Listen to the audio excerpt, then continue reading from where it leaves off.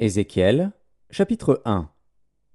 La 30e année, le 5e jour du 4e mois, comme j'étais parmi les captifs du fleuve du Kébar, les cieux s'ouvrirent, et j'eus des visions divines. Le 5e jour du mois, c'était la 5e année de la captivité du roi Joachim. La parole de l'Éternel fut adressée à Ézéchiel, fils de Buzi, le sacrificateur, dans le pays des Chaldéens, près du fleuve du Kébar. Et c'est là que la main de l'Éternel fut sur lui. Je regardai, et voici, il vint du septentrion un vent impétueux, une grosse nuée, et une gerbe de feu, qui répandait de tous côtés une lumière éclatante, au centre de laquelle brillait comme de l'airain poli sortant du milieu du feu. Au centre encore apparaissaient 4 animaux, dont l'aspect avait une ressemblance humaine. Chacun d'eux avait 4 faces, et chacun avait 4 ailes. Leurs pieds étaient droits, et la plante de leurs pieds était comme celle du pied d'un veau, ils étincelaient comme de l'airain poli. Ils avaient des mains d'homme sous les ailes à leurs 4 côtés, et tous les 4 avaient leurs faces et leurs ailes. Leurs ailes étaient jointes l'une à l'autre, ils ne se tournaient point en marchant, mais chacun marchait droit devant soi. Quant à la figure de leurs faces, ils avaient tous une face d'homme, tous 4 une face de lion à droite, tous 4 une face de bœuf à gauche, et tous 4 une face d'aigle. Leurs faces et leurs ailes étaient séparées par le haut. 2 de leurs ailes étaient jointes l'une à l'autre, et 2 couvraient leur corps. Chacun marchait droit devant soi. Ils allaient où l'esprit les poussait à aller, et ils ne se tournaient point dans leur marche.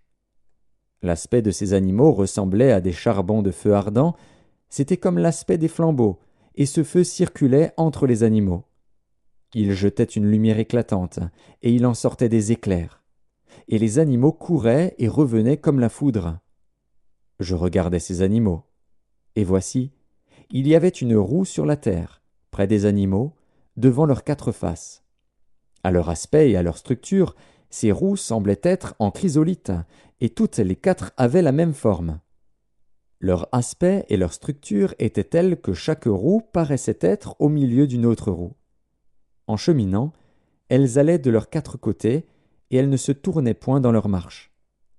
Elles avaient une circonférence et une hauteur effrayantes, et à leur circonférence les 4 roues étaient remplies d'yeux tout autour.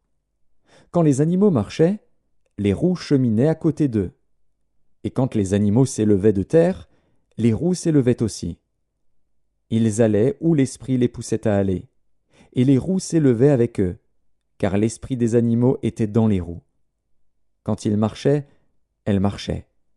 Quand ils s'arrêtaient, elles s'arrêtaient. Quand ils s'élevaient de terre, les roues s'élevaient avec eux, car l'esprit des animaux était dans les roues. Au-dessus des têtes des animaux, il y avait comme un ciel de cristal resplendissant qui s'étendait sur leurs têtes dans le haut. Sous ce ciel, leurs ailes étaient droites l'une contre l'autre, et ils en avaient chacun 2 qui les couvraient, chacun 2 qui couvraient leur corps. J'entendis le bruit de leurs ailes, quand ils marchaient, pareil au bruit de grosses eaux ou à la voix du Tout-Puissant. C'était un bruit tumultueux, comme celui d'une armée. Quand ils s'arrêtaient, ils laissaient tomber leurs ailes. Et il se faisait un bruit qui partait du ciel étendu sur leurs têtes, lorsqu'ils s'arrêtaient et laissaient tomber leurs ailes.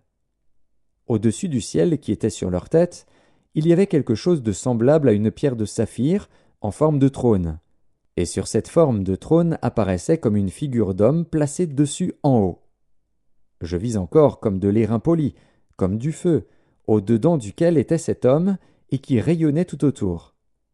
Depuis la forme de ses reins jusqu'en haut, et depuis la forme de ses reins jusqu'en bas, je vis comme du feu, et comme une lumière éclatante, dont il était environné.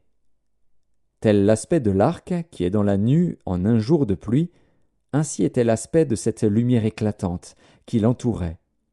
C'était une image de la gloire de l'Éternel. À cette vue, je tombai sur ma face, et j'entendis la voix de quelqu'un qui parlait.